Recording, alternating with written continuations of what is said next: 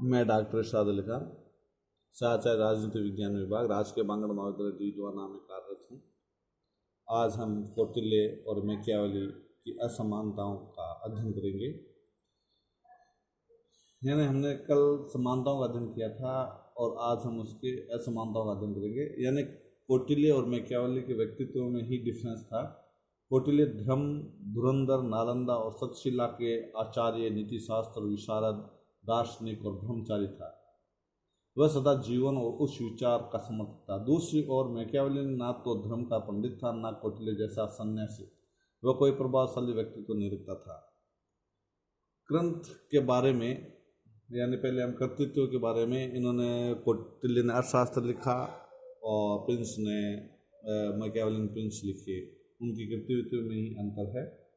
ग्रंथ के बारे में यह है कि कौटिल्य ने अपने ग्रंथ अर्थशास्त्र की रचना तब की जब वह अपने उद्देश्य में सफलता प्राप्त कर चुका था। भारत के छोटे छोटे राज्यों को एक सूत्र में बांध चुका था। अपने देश को उन्नति के चरम शिखर पर पहुंचा चुका था। वह एक सफल राजनीतिक सिद्ध हुआ। दूसरी ओर मैकियावेली को अपने उद्देश्य में सफलता नहीं मिली। उसने द प्रिंस की रचना तब की जब वह निराश हो चुका था तथा राजनीतिक जीवन से निष्कासित हो चुका था। वह एक असफल कूटनीतिज्ञ सिद्ध हुआ। अर्थशास्त्र द प्रिंस के बारे में केवल राजनीति से संबंधित रखता है, लेकिन कौटिल्य के अर्थशास्त्र में न केवल राजनीति वरन संपूर्ण मानव जीवन का अध्ययन किया गया है। अर्थशास्त्र राजनीति के साथ साथ मनोविज्ञान, अर्थशास्त्र, कामशास्त्र, मंत्रशास्त्र का भी महत्वपूर्ण ग्रंथ है।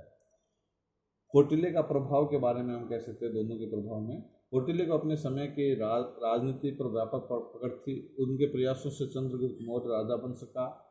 उसने कौटिल्य को अपना महामंत्री नियुक्त किया। कौटिल्य की बदौलत नंद वंश का नाश हो सका। इसके विपरीत मैकियावेली को जीवन में असफलता ही मिली थी। धर्म का आदर के बारे में कौटिल्य राजा का संचालन धर्म के अनुसार करने को कहता है। राजा को प्रायित्व का सम्मान और धार्मिक विधियों की मर्यादा की रक्षा करनी चाहिए। लेकिन मैकियावेली धर्म का विरोधी था। वह धर्म को राजनीति यानी राज्य की उन्नति में बाधक मानता था। मानव स्वभाव के बारे में भी कौटिल्य मानव को उतना दुष्ट नहीं मानता था जितना कि मैकियावेली। मैकियावेली मानव स्वभाव को निम्न स्तर का मानता था। राजतंत्र के बारे में भी कौटिल्य ने अर्थशास्त्र में केवल राजतंत्र का ही वर्णन किया, लेकिन मैकियावेली ने राजतंत्र के अतिरिक्त गणतंत्र जैसी अन्य प्रणालियों का भी उल्लेख किया है। राजदर्शन का जो उद्देश्य है उसके बारे में मैकियावेली के राजदर्शन का मूलभूत उद्देश्य राज्य की सुरक्षा सिद्धांतों का प्रतिपादन करना था, जबकि कौटिल्य का उद्देश्य एक व्यापक राज्य और शासन व्यवस्था का प्रतिपादन करना था। कौटिल्य ने कहा है कि राजनीतिक दर्शन का उद्देश्य प्लेटो और अरिस्टो की तरह व्यक्ति को पूर्णता का जीवन प्रदान करना है। इस आधार पर दोनों के विचारों में समानता नहीं है। राजा के बारे में भी कौटिल्य राजा को सच्चरित्र, गुणवान, बुद्धिमान, विद्वान का आदर करने वाला था, लेकिन मैकियावेली का प्रिंस सच्चरित्र होने का ढोंग करता है। कौटिल्य राजा के लिए कठोर दिनचर्या की व्यवस्था करता है, जबकि मैकियावेली ऐसा कुछ उल्लेख नहीं करता है। कौटिल्य पूर्ण अनैतिक नहीं है। कौटिल्य ने मैकियावेली की तरह है नैतिकता को पूर्ण और उपेक्षा नहीं की है। मैकियावेली प्रत्येक कार्य में राजा की अनैतिक साधनों को अपनाने का सुझाव देता है, लेकिन कौटिल्य अब केवल राज्य की शत्रुओं के प्रति अनैतिक साधनों का प्रयोग का परामर्श देता है। राजा के आज्ञाकारी और निष्ठावान प्रजा के प्रति नहीं। इसलिए कौटिल्य पूर्ण अनैतिक नहीं है।